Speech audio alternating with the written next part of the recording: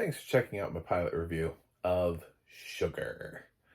This is a new show that is on Apple Plus, and it should be getting a decent amount of attention because it stars Colin Farrell, who he's done TV before, but he doesn't do a lot of it. Uh, True Detective, this, he just he mostly does film. So, and he's fresh off of an Oscar nomination for Banshees of Inisherin. So this feels like the kind of elevated project. I saw he was already getting Emmy buzz um, from people who are already starting to predict the Emmys um, before they even saw the show. Like sight unseen, he was getting Emmy buzz. So this has audio description on Apple Plus. I believe it's Tansy Alexander. There was another episode available. I noticed that with Apple Plus, if there isn't another episode available, it will let me know and I'll get to watch the credits. If there is another episode available, I don't get to watch credits. But I do recognize Tansy's voice, and I'm pretty certain this is Tansy Alexander. So, this is, and I'm a blind film critic, so click that subscribe button because, yeah, you don't have one, I'm sure, in your subscription list there. So I'm like the rare Pokemon. I'm platinum, diamond, shiny, brand new, limited edition. This is cool as hell. It's got some a little bit of a noir feel to it. It's got that old sort of like Philip Marlowe vibe that you know. She came into my office, and I knew right then I was in trouble. Just I don't know. It just got it's got that kind of cool old detective style to it. Colin Farrell's got this swag that is just. It reminded me so much of all of those like early sort of 1930s, 1940s. We've tried to replicate this before. It's been done a couple times. Arguably Chinatown, which is in the 70s, pulls this off really well with Jack Nicholson's character. And even the Perry Mason remake recently with Matthew Rhys did a really nice job of sort of embracing this. But John Sugar is a detective, and what's interesting about it is this isn't period. This is not a period. This is current.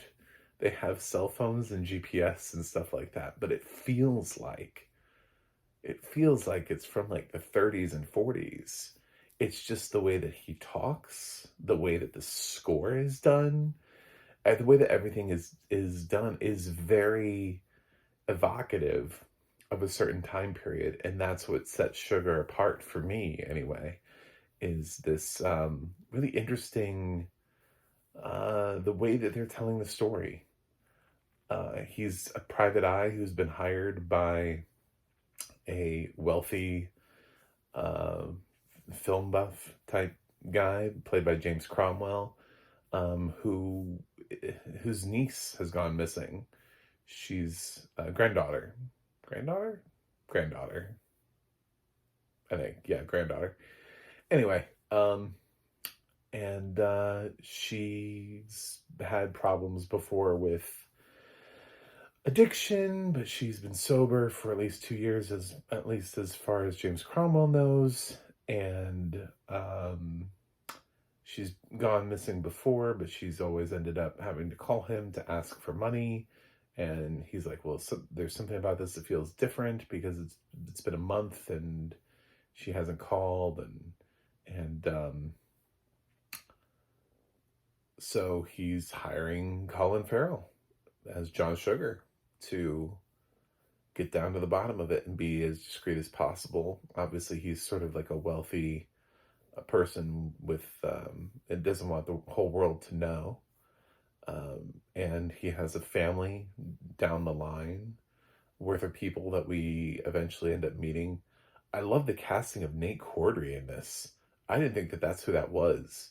I heard the interaction, and I hadn't really checked the cast list, and I was like, is that like Dave Franco? Like, who is in this role? I was like, Nate Corddry? What? Like, to me, that was just like, wow. Um, Great surprise casting, because I feel like nobody uses Nate. Uh, and I've really enjoyed his acting before.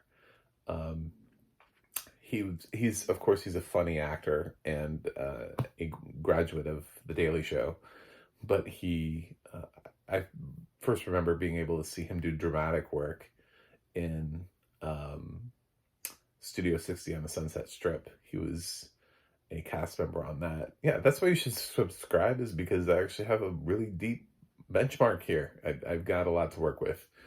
And he only appears a little bit in this first episode, but he's in a role that would be impossible to not cross again. It'd be, it's impossible for us to not run into him again.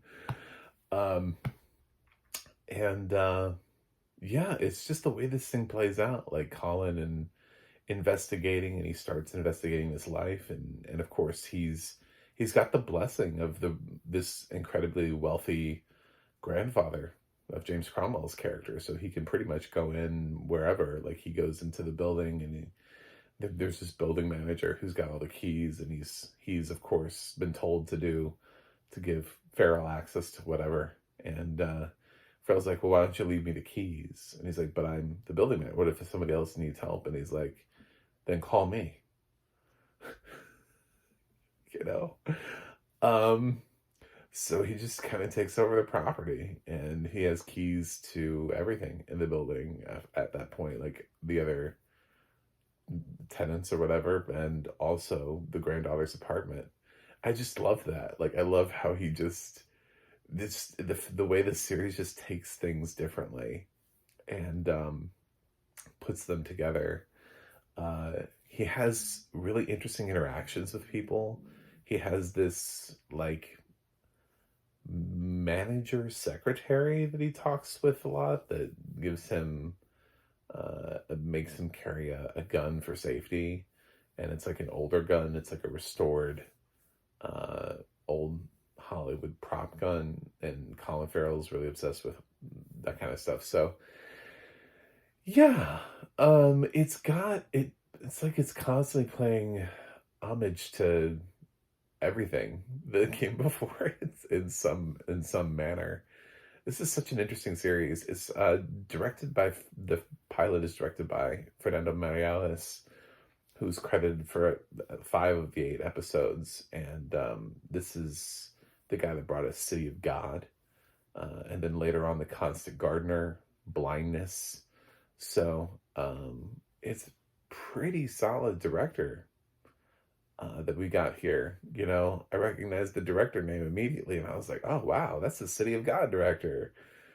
This should work out really well. I forgotten that he had directed Constant Gardener, but I saw that name immediately and went City of God. So this is a very interesting thing that Apple is putting on here, and I don't know where they're going to go with it, but I hope it doesn't lose its cool.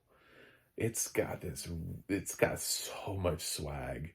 It's got its own thing. It's managing to mix sort of, it feels like if we revived Humphrey Bogart right now and just put him in a film. You know how they keep talking about using these, holograms. They're trying to hologram James Dean into a war movie. This kind of feels like if we brought Humphrey Bogart back to life and then put him in something, and he was just suddenly in a show like this, but he's with all of the modern tools. What would that look like?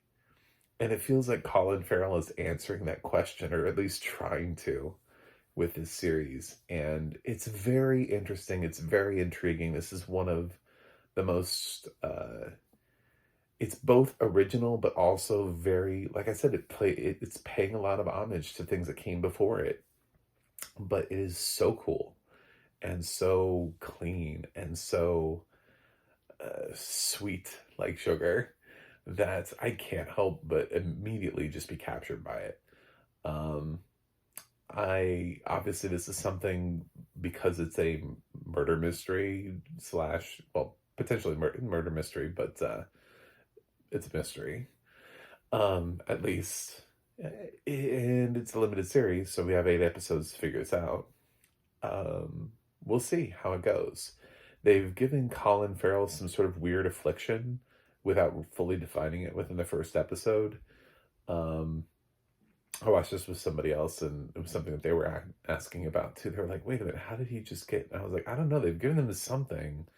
Like he's having these weird sort of attacks. Is it Parkinson's? Like, what does he have?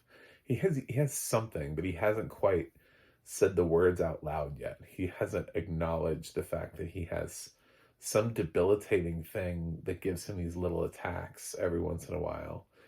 Um, and I don't know how that's going to play into the series, but I just hope this plays out really well. This is the kind of thing where it's like, I really wanted to see more. I'm going to be probably really disappointed that this is a limited, because I feel like John Sugar could be the next like Harry Bosch or Perry Mason. You know, I feel like this is very much, uh, we're creating a character, and I'm hoping that by the 8th episode that I still feel that way, and that Colin Farrell feels that way, and maybe we'll get Sugar doing another crime down the line, you know? But I have a feeling this guy doesn't want to do a TV series. I have a feeling that this is going to have some sort of ending so that he doesn't have to come back for a season 2. Anyway, um, yeah, check this out. I highly recommend this. On the pretty much the highest of highs.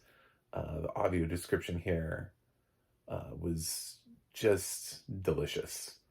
I don't know how else to say that. Tansy Alexander. There's some stuff that opens up, and there's some stuff that's in like foreign language. It's not a lot. It's just like it's this sort of blend of cultures and communities and stuff, and it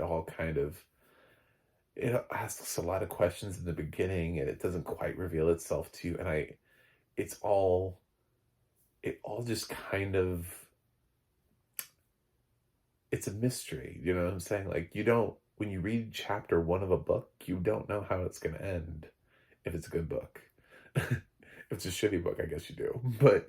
And that's sort of how I felt with Sugar. I was like, I don't know where this is going, but I so want to get to the end of this. And I'm here for it. Absolutely. And I hope you are too. Please check out Sugar. I'm going to give Sugar an A. Season 1, episode 1, an A. I think as a pilot, it does everything it needs to do. I am so intrigued. I am deeply, deeply intrigued by this pilot. And I want to see the rest of the series. So I just hope it holds up. Because I've seen some other series where I've graded the pilot high, and as the series goes on, you're like, no, it's not. So I'm hoping that Sugar can sustain, because man, if it does, the swag level on this is just, it's so high. It's so cool. Anyway, thanks for watching, thanks for subscribing, and I will see you guys on the other side.